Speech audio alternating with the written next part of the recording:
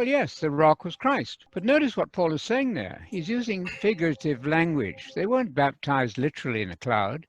They weren't baptized literally in the sea. They were eating the same spiritual food and the same spiritual drink.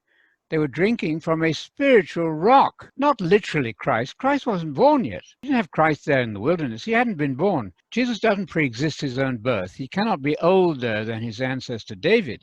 So Paul tells you there, he's talking typically, there it is in verse 6. Now these things happen to them typically. He uses the Greek word typikos, meaning as types, as shadows. Examples, the poor translation there, more than types. A foreshadowing of Jesus, but not actually Jesus himself. That would contradict everything that Matthew and Mark and Luke say about the origin of Jesus. Typically, Paul is telling you, I'm talking in shadows. Was Jesus a walking rock? Did it have arms and legs walking? Of course not. So have a life and take language figuratively when Paul tells you deliberately you should be doing that. That's what I suggest there. Well, there was a rock there. They did have a rock. In fact, they hit that rock and water came out of it. So that was a type too. There was a rock.